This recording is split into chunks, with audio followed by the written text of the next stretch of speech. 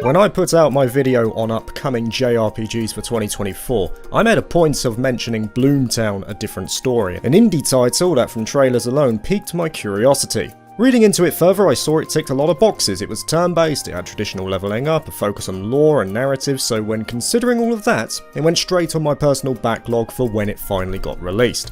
Well, that time is almost here. Bloomtown is due to release on the 24th of September this year for all modern platforms, and a demo did come out about 5 months back, which didn't really get too much fanfare. It seemed to go under the radar. Thankfully, word did manage to reach my ears eventually, and I wasted no time in firing it up and checking what it had to offer. Just note I played this on PC, I'm not sure if it's on other platforms, but a developer on the team said that it was only available on Steam. Language options are there: English, French, Spanish, German, and I did see some others there too, so they've got a lot of bases covered. The demo itself isn't long, it took me just under 2 hours to play, so naturally these opinions might change come the full release, but at present, I am very excited for this game. It's got a mix of Persona, Harvest Moon, Earthbound, and maybe even a little bit of Silent Hill in terms of atmosphere. It may have some rough edges here and there, which I would hope are addressed before release, but the core of Bloomtown is so good, and I've got no doubt that it has high potential to be a sleeper hit of 2024 for JRPG fans.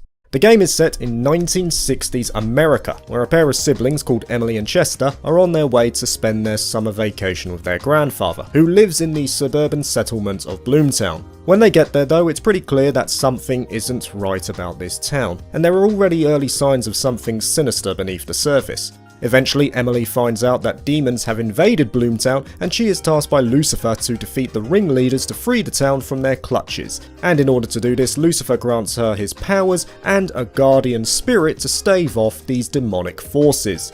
Sounds familiar, right? As if it is literally a Mega 10 game in all but name. And it really is. Bloomtown was clearly influenced by Persona 5 in many areas. But is that a bad thing? Not at all. Not if it's done right, at least.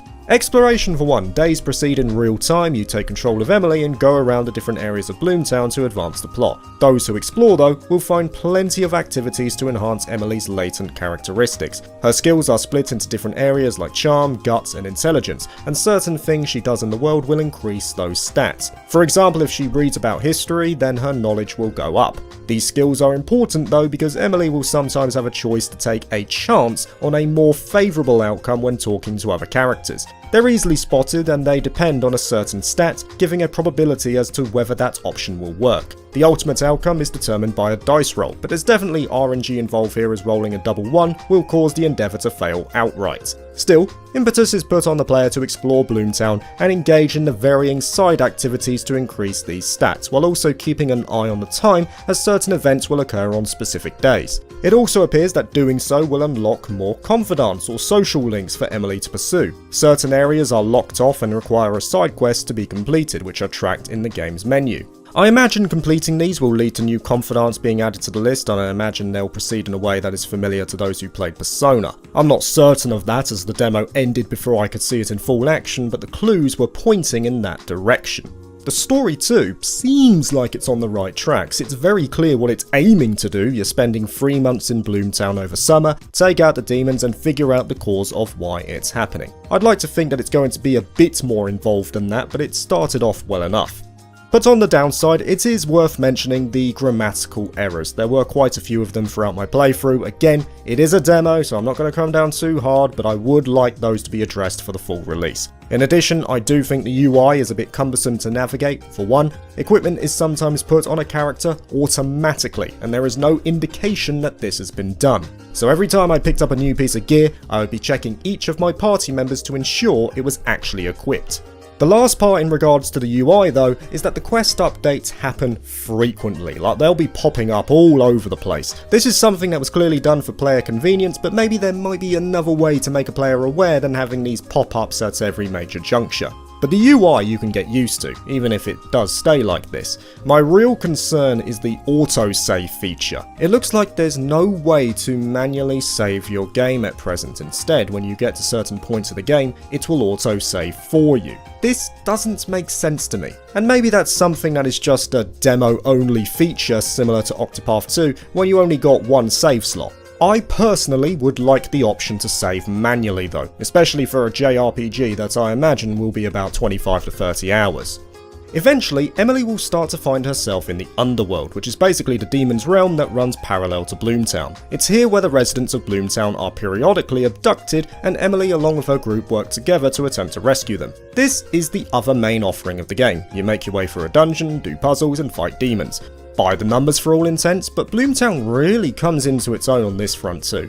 Initially, the actual atmosphere of the Underworld is notably eerie. It's got unsettling imagery throughout, the music just outright ends at points while you explore it. In terms of its overall ambience, they nailed it. And the level design itself is actually pretty good. You've got puzzles to solve, lots of treasure to find, a clear direction forward, and just like Persona 5, you even have safe rooms. And you know it's a safe room because the music becomes more comfy.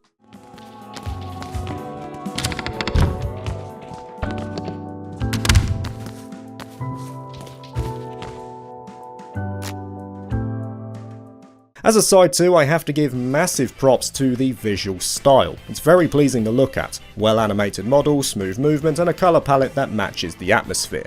This is where I'm getting that earthbound feeling combined with something like, say, Ni no Kuni in terms of that Americana 1960s setting. Very well done on that front. But we haven't even touched on the best part yet. That is reserved for the combat and OST. In Bloomtown, you see demons on the overmap. If you hit the A button early, without the demon spotting you, you can ambush them and gain an advantage before that battle begins. Get hit by them though, and you get punished. It's a turn-based system, and if you haven't seen the influence of Persona yet, you'll definitely see it here.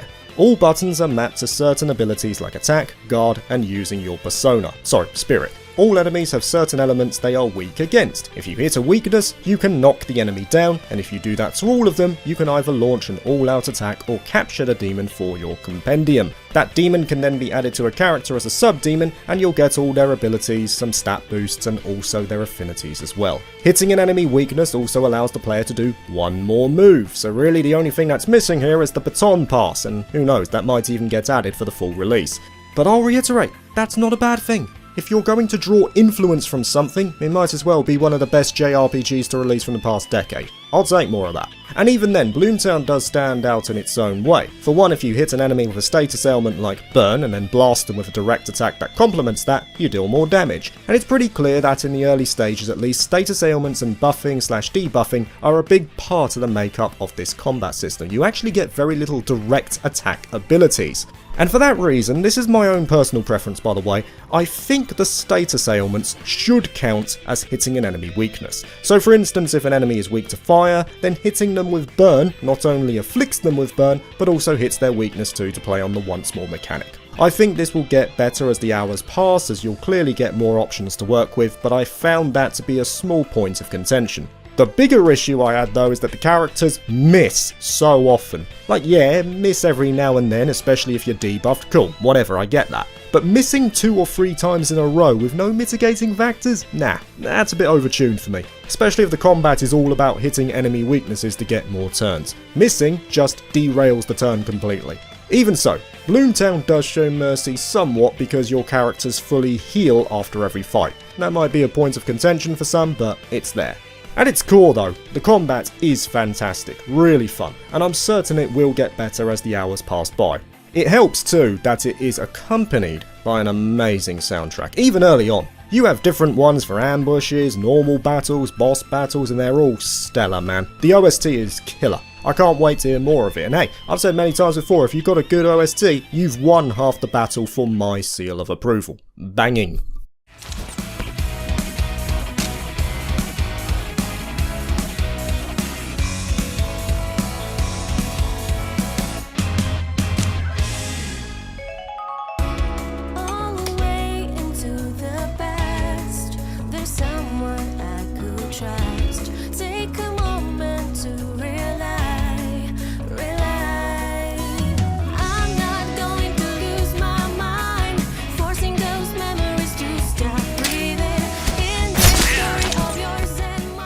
Overall, really positive signs for Bloomtown. The demo is available, as I've said, for PC, so check it out if you want, but even if you don't have that option, it'll be releasing within a month anyway. This could be one of 2024's hidden gems, so don't miss it.